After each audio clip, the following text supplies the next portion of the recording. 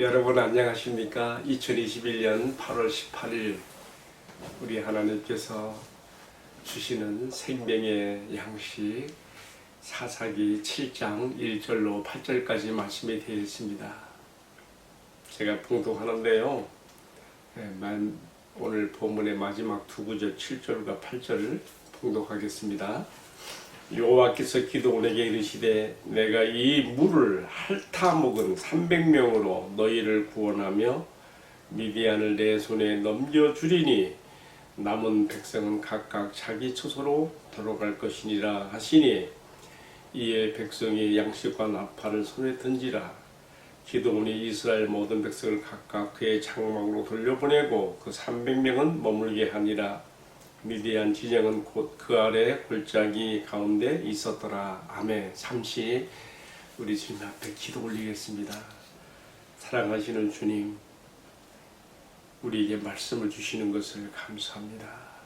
우리의 믿음은 그냥 하늘에서 떨어지는 것이 아니고 땅에서 솟아나는 것도 아니며 주께서 우리에게 주시는 계시의 말씀에 반응하여 우리가 나타내는 믿음으로 주님을 기쁘시게 하고 영광을 돌리게 하시는 것을 감사합니다. 오늘도 이 말씀을 통하여 우리에게 믿음을 유발시켜 주시며 우리 믿음을 강화시켜 주시며 이 땅에서 주님의 강한 용사로 쓰임받는 저희들 되게 하여 주옵소서. 예수님 이름으로 기도 올립니다. 아멘. 자, 방금 읽어드린 본문의 두 구절의 말씀 요약하면은 미디안 군대가 쳐들어왔는데 지금 기드온 부대가 아주 적은 수요인 300명으로 이기게 되는 그 전쟁의 지금 서막을 여기서 보여주고 있습니다. 이 미디안 군대가 이스라엘을 쳐들어왔을 때 어디를 치고 들어왔는가 하면요, 이 가나안 땅의 옆구리 요단강을 건너서 그 가나안의 큰 평원지대가 있는 곡창지대이지요. 이스라엘 평원지역으로 쳐들어와 그 골짜기에 진을 치게 되었습니다. 그때 기드온은 모병 나팔을 불어서 각 지파에 또 사자들을 보내기도 해서 모병을 했는데 약 32,000명이 기드온의 전쟁 캠프로 모여 들어왔습니다. 자, 기드온은 가장 먼저 뭘 했는가 하면요, 여기 보면 하롯셋 곁에 진을 쳤다 했는데 1절에 나온 말씀이죠. 전쟁에 가장 필요한 게 뭐겠어요? 물을 확보해야 되는 거죠. 식수가 없으면 안 됩니다. 그래서 기드온이 아주 지혜롭게 전략적으로 하롯셋 곁에 물가에 진을 쳤고요. 미디안 족속들은 미디안 연합군 13만 5천 명이나 돼요. 8장 10절에 나오는 말씀 보면 그렇게 돼 있어요. 13만 5천 명은 이스라엘 골짜기에 진을 친 거지요. 자, 아무튼 지금 3만 2천 대 13만 5천에 지금 게임이 안 되는 군사적 숫자로 보면은 게임이 안 되는 전쟁의 지금 시작이 지금 되려고 하고 있습니다. 근데 하나님께서 말씀하시는 거예요, 기드온에게. 2절 말씀에 나오죠. 지금 32,000 대 13만 5천인데요. 하나님께서 기드온에게 말씀하세요. 숫자가 너무 많구나. 이 전쟁을 두려워하는 사람들은 집으로 돌아가게 하라. 이렇게 말씀하십니다. 이것은요, 이미 신명기 7장 20절, 아니요, 제가 잘못 말했습니다. 신명기 20장 8절 이하의 말씀 보게 되면 전쟁에 대한 규례를 주시는데, 전쟁에 모병된 사람들 가운데 두려워 떨은 자들은 돌려보내라 이렇게 되어 있어요. 하나님께서 지금 말씀대로 하시는 거죠. 왜냐하면요, 남은 사람들도 사기가 쓰러질까봐 그렇게 아예 떠는 사람들은 돌려보내는 것이죠. 그래서 몇 명이 돌아갔어요? 2만 2천 명이 돌아가고 10,000명이 남았어요. 근데 하나님께서 또 말씀하십니다. 기드온에게 여전히 숫자가 많구나. 왜 하나님 이렇게 말씀하시는가 하면 이유를 말씀했어요. 이들이 자기들의 힘으로 이 자신을 구원했다고 할까봐, 하나님을 거스리는 이런 말을 하게 될까봐, 스스로 자랑하게 될까봐, 하나님께서는 처음부터 끝까지 이 전쟁을 하나님께서 주도하시고 승리하게 하신 것을 드러내시기 위해서 10,000명도 너무 많다고 하시면서 어떻게 했습니까? 이번에는 하나님께서 기도원을 통해서 남은 10,000명에 대한 테스트, 시험에 들어가세요. 어떻게 했습니까? 하루새 물가 개울로 데려가서 군사들에게 이제 전쟁을 앞에 놓고 물을 마시게 합니다. 그때 어떻게 됩니까? 두 부류로 나눠지죠. 한 부류는 개울가의 물에 한 손으로 물을 움켜 떠서 입으로 마시는 사람들이에요. 그들은 두 눈이 전방을 경계하며 사방팔방을 볼 수 있는 그런 경계 태세를 가지고 물을 먹는 거죠. 그리고 또 한 손은 언제든지 무기를 뽑을 수 있도록 그렇게 이게 이 자세, 태도, 하나님이 그걸 보시는 거예요. 지금 여러분 용감한 것만으로만 되지 않아요. 지금 남아있는 10,000명은요 전쟁을 두려워하지 않고 담대하게 남아있는 사람들이에요. 그럼 하나님께서 보시는 것은 이 담대한 마음으로만 안 된다 이거예요. 뭐 필요해요? 그래서 이 전쟁에 임하는 자세, 태도를 통해서 지금 또 여기서 속아내는 거죠. 300명은 한 손으로 물을 움켜서 혀로 핥아먹는 이 자세를 가짐으로써 그들은 경계의 태세를 갖춘 자들로서 그리고 목이 마르지만 이 먹고 마시는 것보다 더 좀 우선순위로 중요한 이 전쟁의 상태를 인식하고 있는 것 자세를 보신 것이죠. 자, 나머지 9,700명, 그러니까 10,000명 중에 300명은 그렇게 했고 나머지 9,700명 어떻게 했어요? 가서 물 마시라 하니까 막 물가로 내려가서 허겁지겁 두 손을 땅바닥에 대고 그 다음에 어떻게 했어요? 무릎을 꿇고 그 다음에 어떻게 했어요? 입이 물로 가는 거예요. 아까 그 사람들은 손이 입으로 가는 거. 여러분 이 차이를 잘 생각해야 돼요. 손이 입으로 가는 사람, 거꾸로 입이 먹고 마시는 곳으로 가는 사람. 동물들이 그렇게 하죠. 자, 하나님께서 지금 이 분명하게 구별되는 이 자세를 통해서 하나님의 최종 정예 부대 300명을 선발하시는 것이죠. 자, 다시 한번 반복해서 말씀을 드립니다. 용감한 것만으로 되지 않습니다. 담대한 것만으로 되지 않습니다. 하나님의 전쟁에 참여하여 하나님의 전쟁의 도구가 될 수 있는 사람들은 최종 승리자들은 누구인가? 그것은 담대하고 용감한 것뿐만 아니라 무엇이 지금 중요한 우선순위인가를 알아서 자신의 유격적인 욕구조차도 절제하면서 더 중요한 것을 위해서 깨어있는 사람. 바로 하나님께서 이런 자세를 가진 사람들을 그의 최정예 부대로 선발하시는 것을 오늘의 말씀에서 우리가 볼 수가 있는 것입니다. 여러분 생각해 보세요. 32,000명이 왔는데 22,000명은 무섭고 떨린다고 돌아갔고요. 10,000명 남았는데 또 이 10,000명 중에서 또 9,700명 너희들은 전쟁에 임하는 자세와 태도가 되지 않았다고 돌려보내고 마지막 300명으로 지금 이 전쟁을 치려고 하는데요. 상대하는 미디안 동맹군은 몇 명이나 했어요? 13만 5천 명이에요. 8장 10절 말씀 보시면 이렇게 나와 있어요. 여러분 게임이 됩니까?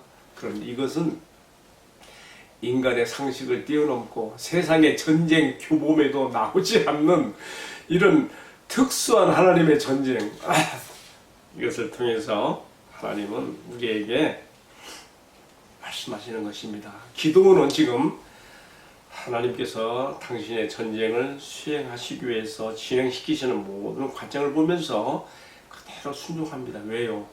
이미 3번의 시험을 통해 하나님께 묻고 시험하는 걸 통해서 이 전쟁을 하나님께서 하시는 것이며 다만 우리는 도구로 쓰이는 것 뿐이고 하나님께서 승리해야 할 것을 이미 다 증표로 확증을 받았거든요. 그래서 그는 이렇게 하는 것입니다. 자, 여러분 결론부터 얘기하면 다음 장에 나오는데 이 300명의 군사가요 어떻게 됩니까? 그들은 무기도 가지지 않았어요. 오늘 우리 마지막 구절 보시면 이 남은 300명들이 어떻게 했어요? 양식과 나팔만을 손에 가졌어요. 무기가 없어요. 그냥 불량미 그리고 나팔 이 두 가지가 그들이 가진 전부예요.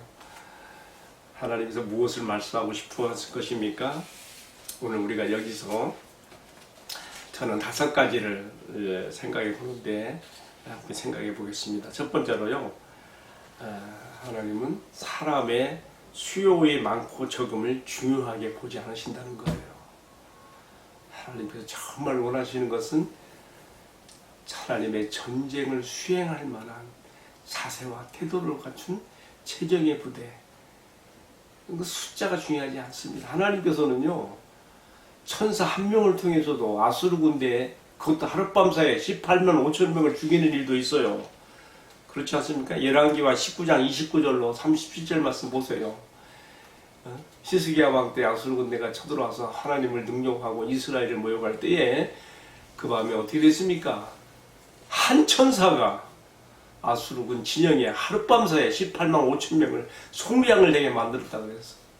하나님 앞에서는 숫자가 중요하지 않습니다. 그래서 지금 미디안 군사 13만 5천 명을 상대하는 이스라엘의 군대로서 300명만을 지금 최종적으로 남겨두신 것입니다. 두 번째, 하나님의 전쟁의 승패는 무기에 좌우되지 않습니다. 무기의 우위나 열세 혹은 그 수요에 좌우되지 않습니다. 이미 우리가 앞선 말씀에서 보지 않았습니까? 두보라와 바락에 나선 지송강 전투에서 가나안족 야빈이 가진 철병거 900대 아주 선진 문명의 무기들이죠. 이것들이 어떻게 다 무용지물이 되지 않았습니까? 하나님의 전쟁에서는요, 이런 선진 문명의 무기들도 별것 아니에요. 하나님께서 그 점을 지금 강조하고 있습니다. 그래서 기드온에게 붙여진 마지막 300명 군사에게도 지급된 게 뭐예요? 무기는 없고 양식과 나팔 두 가지만 지급된 거예요. 자, 세 번째, 하나님께서 중요하게 보시는 것은 사람의 숫자나 무기 그런 것들이 아니고 뭡니까? 이 전쟁이 하나님의 전쟁으로서 하나님께서 친히 앞장서 수행하시고 승리하게 하시는 하나님의 전쟁을 보는 눈이, 믿음의 눈이 있어야 한다는 것이죠. 기도는 그렇게 이 믿음에 섰고 지금 300명 남은 용사들도 이 믿음에 서서 나가게 되는 것입니다. 그렇지 않고서야 이 300명이 어떻게 13만 5천 명을 상대하겠습니까? 하나님께서 중요하게 보시는 것, 이것이 믿음의 싸움이라는 것. 자, 네 번째로요, 하나님께서는 전쟁의 도구로 쓰임받은 사람들은 아무나 되는 것이 아니고 전쟁에 임하는 자세, 태도가 중요하다고 말씀하십니다. 그래서 다섯 번째, 최종적으로 선발된 하나님의 정예 부대의 300명을 보게 되면 어떻습니까? 여러분, 제가 서두에서도 잠깐 비교했는데 최종 선발된 300명과 용감하지만 담대하지만 하나님께서 돌려보낸 9,700명을 비교해보면 어디서 차이가 나는 차별성이 있는 것입니까?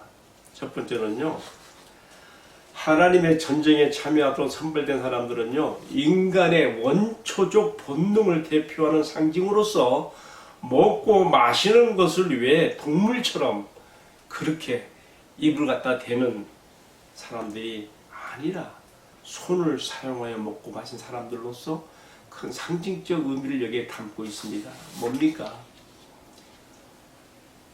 동물적 본능인 유격적인 것이 앞서면 안 된다는 거예요. 저는 성령의 열매 가운데 첫 번째가 사랑이고 마지막이 절제인데 이 마지막 이 절제가 참 이 성령의 9가지 열매를 빛나게 하고 정말 열매 있게 하는 덕목이라고 생각을 해보게 됩니다. 용기보다 담대함보다 더 우선순위로 중요한 것이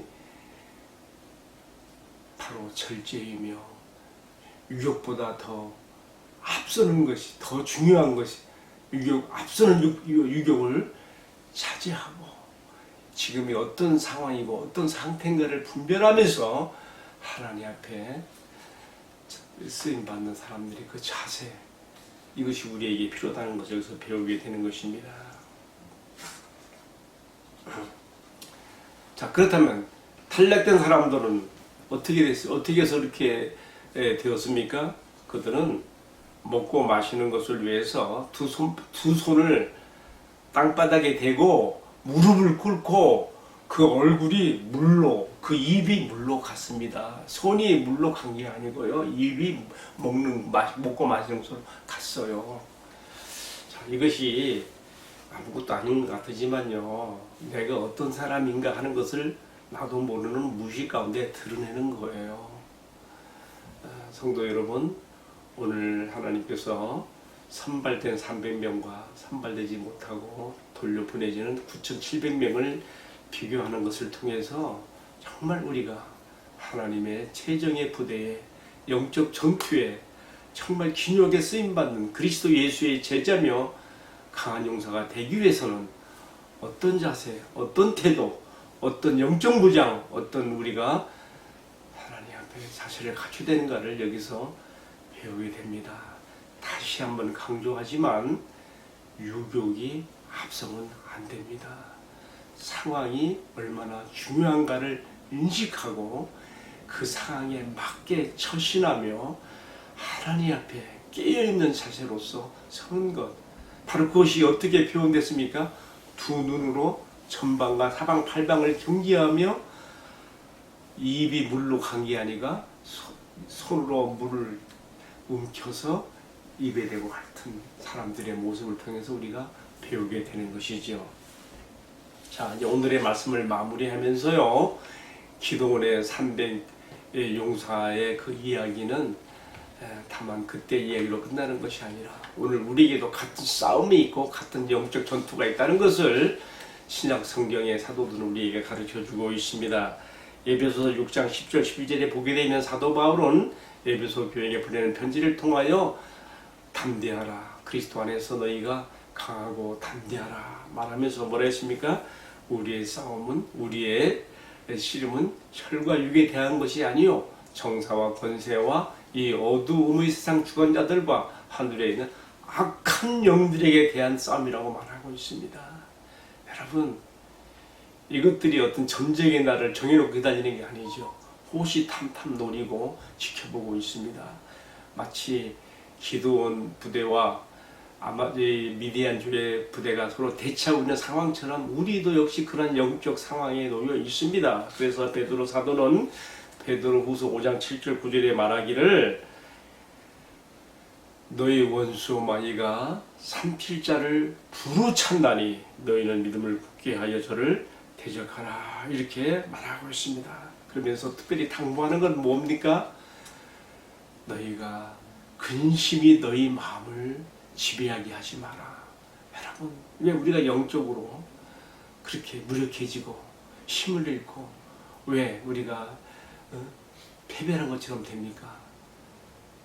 우리 마음속에 저런 밀려오는 파도 물결처럼 세상의 여러 가지 그 근심, 걱정의 문제들로 우리의 그 마음을 지배해서 우리가 하나님의 그 강한 용사로서 깨어있는 군사로 서지 못하게 하는 것이거든요. 사도 바울은 그렇게 말하는 것입니다. 근심으로 너의 마음을 지배하게 하지 말고 믿음을 굳게 하여 원수를 대적하라. 아멘. 여러분, 우리가 정말 예수 그리스도의 제자이며 군사로서 지금 이 세상에 살고 있다는 분명한 현실적인 영적 상황을 인식한다면은 우리도 하루샘 물가에서 두 눈으로 전방을 주시하는 경계태세를 가지고 한 손에 물을 엉키고 입으로 마신 그러한 300명 용사처럼 우리도 그런 자세를 가져야 될 것입니다. 여러분, 우리 주님 앞에 총사령관 기도원 앞에 그 300명이 그렇게 하는 모습이 보였던 것처럼 우리도 지금 우리를 지켜보시는 주님 앞에서 최종의 부대로 선발된 300용사처럼 깨어 영적 경계태세를 갖추며 주님의 용사로서 도구로서 쓰임받는 주님의 강한 용사 되기를 주님의 이름으로 축복합니다. 담대한 것뿐만 아니라 더욱 거기에 더하여서 우리가 원초적 본능의 그런 유혹을 따르지 아니하는 절제된 그러한 신앙과 삶으로서 주님의 바른 자세를 갖는 우리의 모습, 잘 무장된 군사의 모습으로 주님 앞에 쓰임받기를 축복합니다. 기도하겠습니다. 주님, 코로나 시국을 맞아서 영적으로 깊이 침체되는 이 시기에 이럴수록 우리가 더욱 깨어 근신하며 우리의 영적 전투 자세가 흔들리지 않게 하시고 주님 앞에 최종 선발되어 주님의 싸움에 쓰임받은 기도원의 300용사 같은 그 중에 한 사람 같은 주님의 일꾼 되도록 용사 되도록 은혜를 베풀어 주옵소서. 이 모든 말씀을 전개하신 우리의 대장군 예수 그리스도의 이름을 받들어 간절히 기도 올리옵나이다. 아멘. 네, 마쳤습니다. 감사합니다.